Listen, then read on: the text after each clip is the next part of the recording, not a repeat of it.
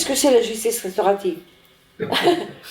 Eh bien, le principe de base, c'est d'abord, en tout cas pour moi, c'est que je crois à l'homme, à la résilience. Toute personne, aussi criminelle qu'elle soit, est capable de se remettre debout. Ça, c'est mon acte de foi principal. Et il est basé, pour moi, chrétienne, sur la foi à la résurrection. Je pense que l'esprit de résurrection, il est au travail dans toute personne. Ça, c'est la base. Si on n'y croit pas, si on pense qu'il y a des gens irrécupérables, moi, bon, allez-vous-en, parce que là, moi, je n'ai pas du tout. Et ça, je me suis heurté à des psychologues, même au Québec, hein, qui disaient que les psychopathes étaient irrécupérables. Bon. Ils sont irrécupérables si on ne les aide pas, évidemment. Bon. Ce sont les victimes, bon, et les agresseurs, on va appeler comme ça, hein, les victimes et les agresseurs qui sont les propres auteurs de la justice. C'est-à-dire, c'est pas moi, moi, médiatrice au milieu, là, c'est pas moi qui fais la justice. C'est eux qui, en se parlant, vont retrouver la vérité et du coup, la liberté intérieure. Le but n'est pas d'aboutir à un règlement de conflit. Le but est d'arriver à une guérison mutuelle, enfin une transformation, voilà. Moi, je préfère justice transformatrice. Si j'étais seule, je l'appellerais comme ça. Justice transformatrice. La plupart du temps, les victimes disent que c'est une vraie libération. C'est comme si je faisais tomber un poids de un manteau trop lourd. Bon.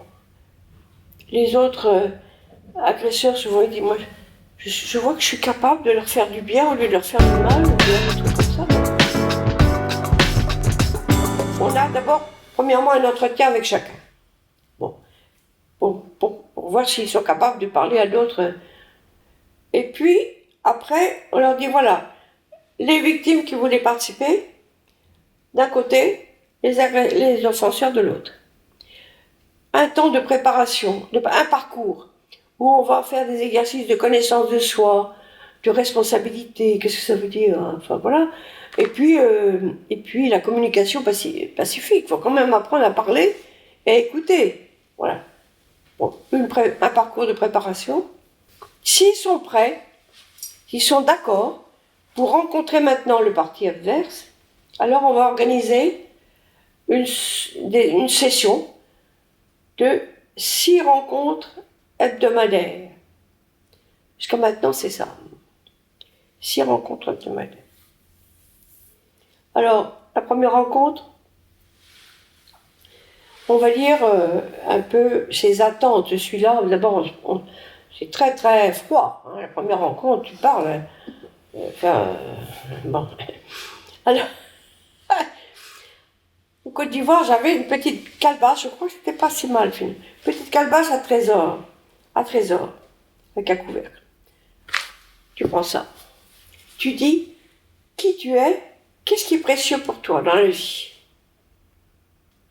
Tu peux ouvrir le couvercle, sortir. T'as fini? Tout le monde écoute.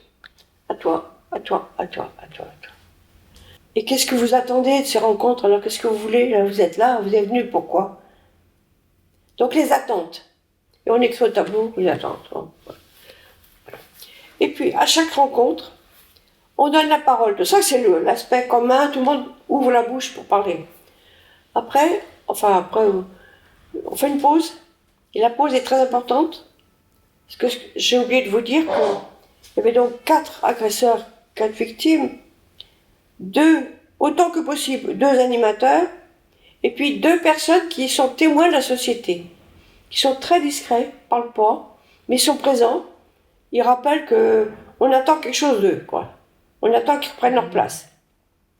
Mais à la pause, c'est très intéressant, parce qu'ils ont un dialogue avec les uns ou les autres. Donc il y a une petite pause, on grignote quelque chose, et on revient. Alors là, on donne la parole, mettons, 20 minutes à une victime. Tu nous racontes ce qui s'est passé.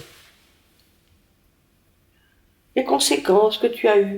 Vous savez que la justice restaurative, elle est centrée sur les conséquences.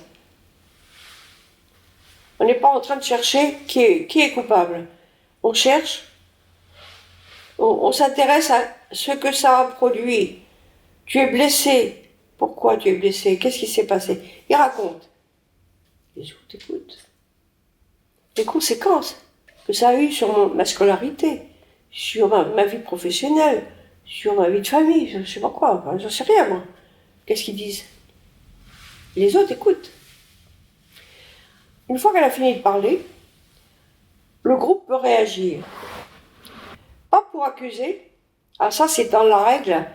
D'une part, il y a la confidentialité. Chacun signe un certificat de confidentialité au départ. On s'accueille. Alors, c'est un peu difficile parce qu'en même temps, on a le droit d'exprimer sa colère. Mais en même temps, tu n'es pas là pour démolir, tu n'es pas là pour accuser. C'est pas un procès, voilà. C'est pas un procès. Donc, après ça, on va donner 20 minutes à un des offenseurs. Et c'est pour ça que c'est ça qui est guérissant, si je peux dire. C'est que la personne, elle sent que on lui demande d'être vraie, d'être elle-même. Ne pas nier sa personnalité, au contraire, de la faire revivre sa personnalité. Voilà. Et en finale, eh ben on va dire, ben voilà, aujourd'hui on s'est connus un peu plus. Pour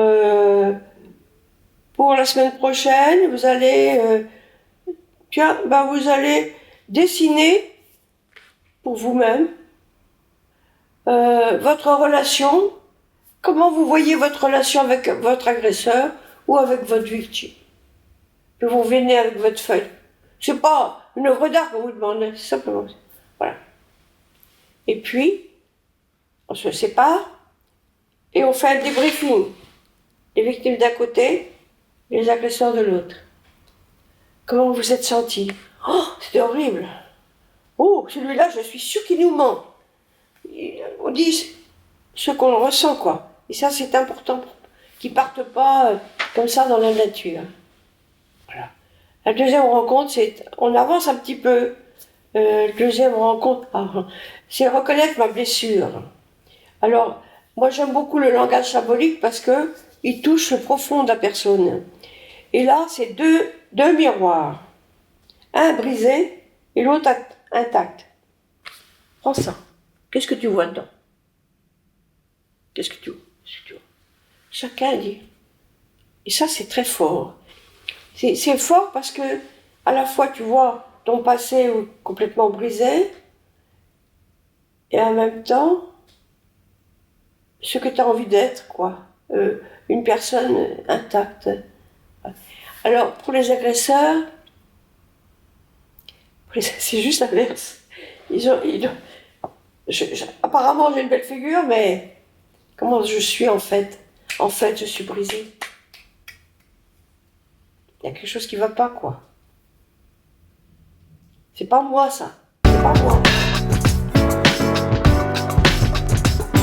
J'ai trouvé un flyer, Semaine nationale de justice réparatrice. Réparatrice. Alors, ça sonnait très mal dans ma théologie, quoi. Hein? Donc j'ai été à l'école de criminologie, qui fait partie aussi de l'université. Et effectivement, il y avait un cours très intéressant. Pour faire mon mémoire, il me fallait un lieu d'observation. Et je voulais que ça soit la justice restaurative. Donc je suis allée, on m'a conseillé d'aller voir un aumônier de prison. Et ça a très bien marché. Moi, ça m'a stupéfait. Mais j'ai dit, c'est incroyable. La transformation qu'il peut y avoir, qui peut se faire. Et on a continué ainsi dans tous les grands pénitenciers de la région de Montréal. Il y en a beaucoup. Et au bout d'un moment, je me suis dit, mais c'est incroyable ce que c'est proche de la façon traditionnelle de rendre la justice en Afrique. Parce que moi, j'avais fait déjà 10 ans en Côte d'Ivoire. Et ce que les vieux racontaient, c'est la façon dont se fait la justice sous l'arbre à palabre, un arbre qui montre, avec les racines, c'est l'esprit des ancêtres, et voilà. C'est toujours sous cet arbre que tout se traite. Et c'est-à-dire que quand il y a un crime dans un village, on réunit tous ceux qui sont concernés, toutes les familles, des agresseurs et des victimes, enfin des agresseurs supposés et des victimes, et on se parle. Évidemment, c'est surtout les hommes, les notables, tout ça. Les femmes, bon, pas trop. Donc ça a une certaine limite. Bon, enfin bref, ça m'intéressait. Alors j'ai demandé à ma chère d'être nommée, retournée en Côte d'Ivoire, et c'est ce que j'ai fait. Je suis retournée en Côte d'Ivoire, et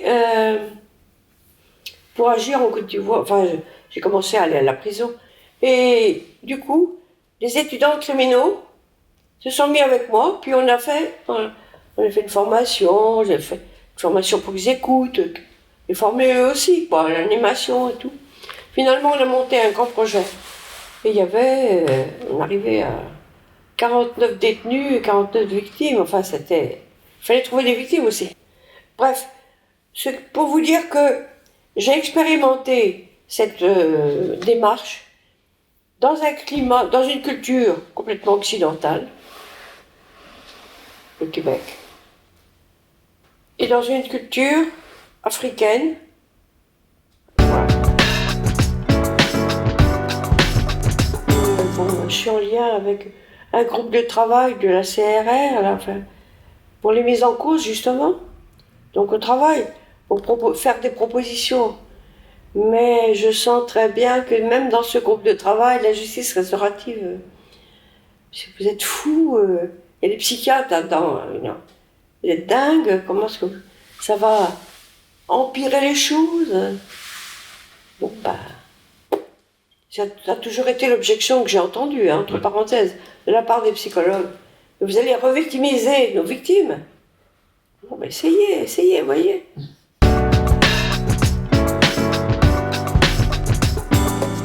Le message, c'est de croire que toute personne peut se remettre debout. Pour moi, c'est capital.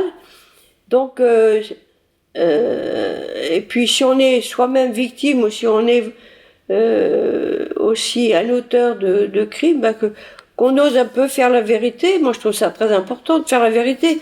Je crois que c'est Saint Jean qui dit la vérité vous rendra libre. Hein? Bon, ben voilà, c'est ça, exactement ça. La vérité vous rendra libre.